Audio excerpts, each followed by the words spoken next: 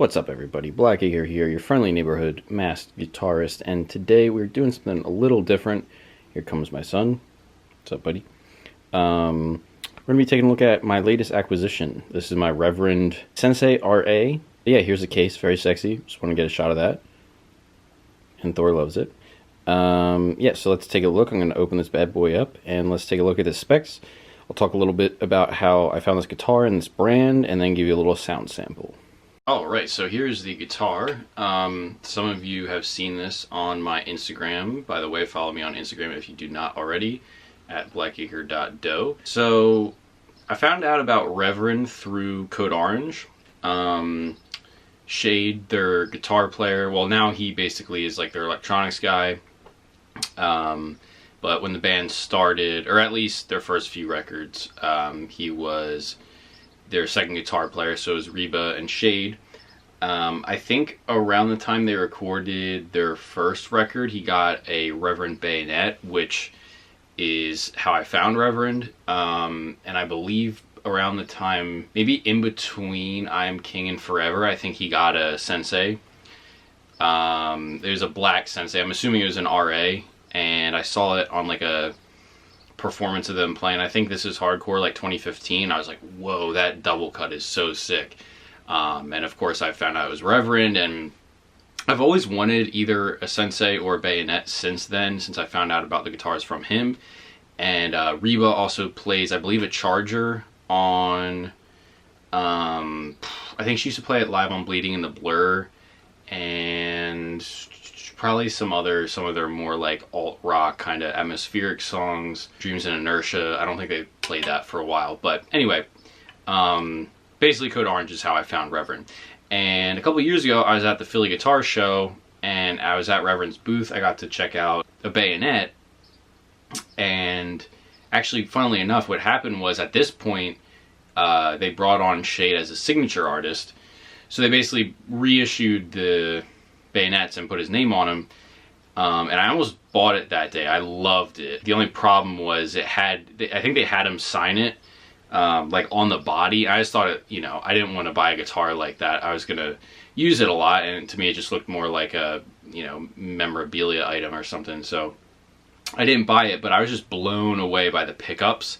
It's the first time I had ever played rail hammers, and I was like, I don't know what this is, if it's like this amp's super expensive, or the pedal combination, or like maybe it is these pickups, but I was absolutely blown away. So anyway, fast forward a bunch of years. Oh, also everyone at the booth was super, super nice. I briefly met Ken, who's I believe the CEO. I think him and his wife were there. My dad ended up buying a guitar from them, and just really, really nice people. Really, really down to earth and not trying to sell you anything. Just, I think he had some nice things to say about my playing. Just like really nice people.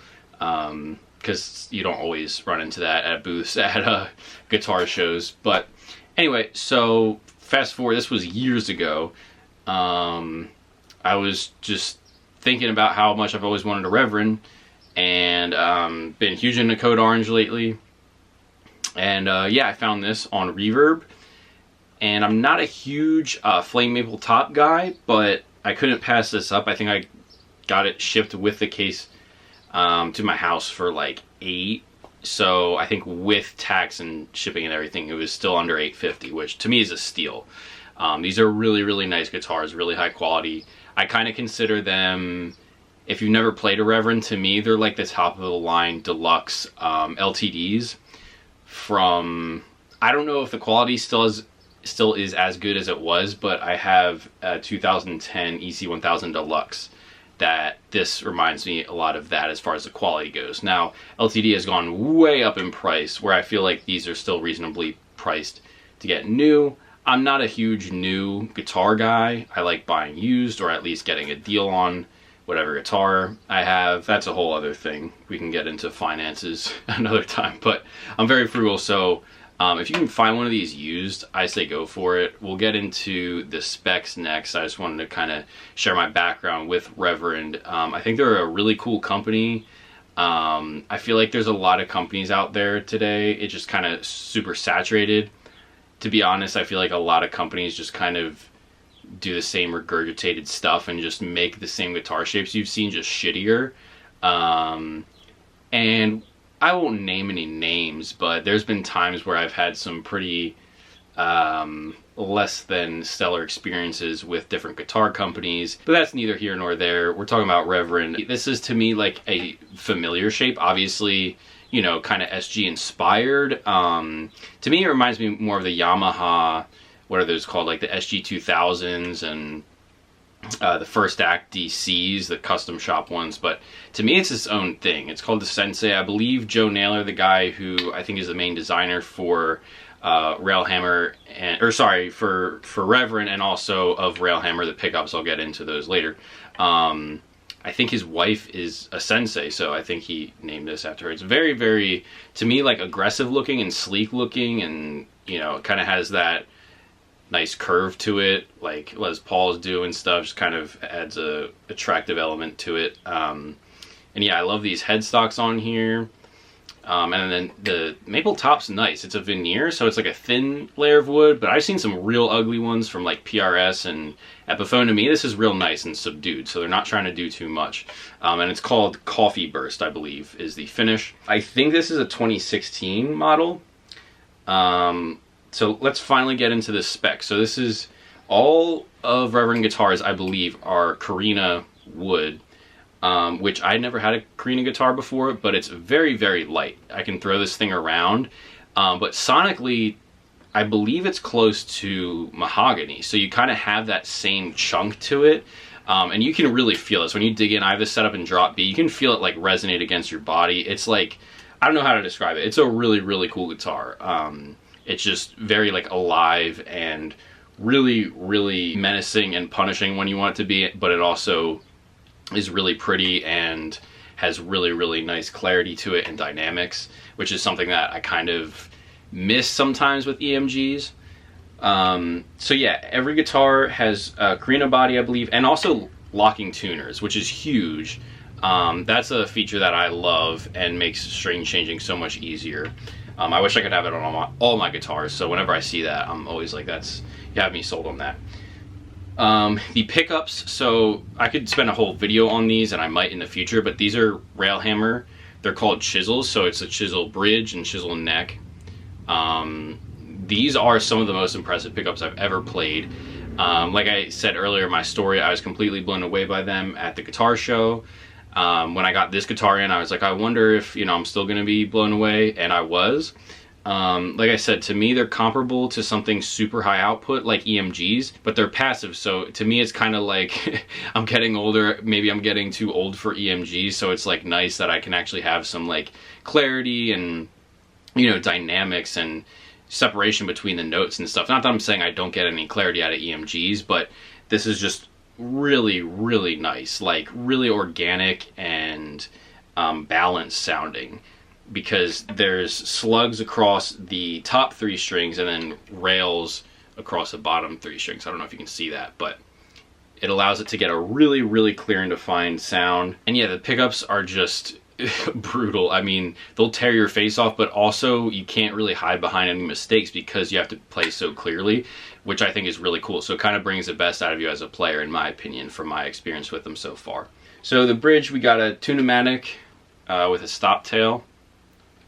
I'm a big hardtail guy, so you know, you won't be seeing me with like a ton of Floyds or anything, so I was pretty happy with that. Scale length is 24 3/4.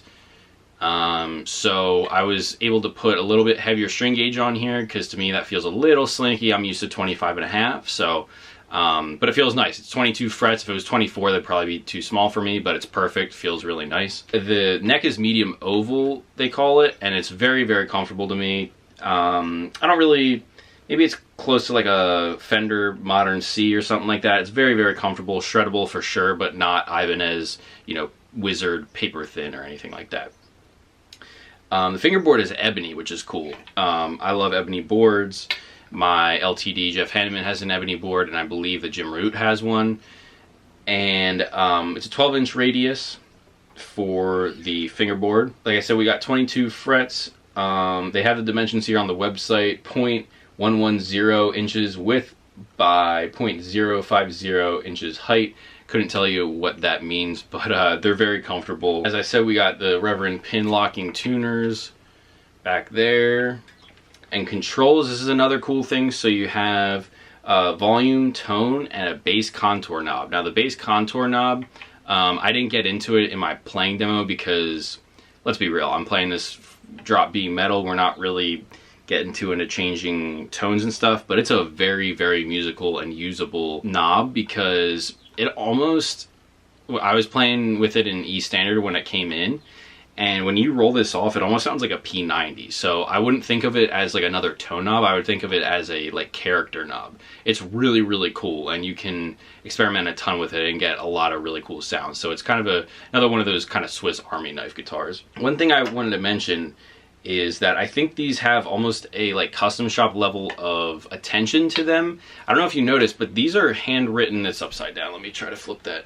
These are handwritten initials and serial numbers in there, which is very, very cool. So each one of these gets inspected. I think this is ZSG. I think that's Zach Green, their longtime guitar tech. And look at that burst on the back too. Just very, very, you know, high attention to detail. The only thing that's different on this than what comes stock is I removed the pick guard and these knobs. I had my buddy who works on my guitars swap out the silver ones for these are some like recreation, like Russian knobs from, I don't know, like radios or something. I don't know, I just thought they looked cool. He had them in his collection and he was like, yo, do you want to swap these? And I was like, hell yeah. But playing wise, it's completely stock. And then I did change the strings to, I believe, 11 through 54 for drop B. So yeah, enough talking. Let us get into the playing demo real quick. I'll just give you a little sample and you'll be seeing a lot of this guitar in the future. Hope you've enjoyed. This is the Reverend Sensei RA in Coffee Burst.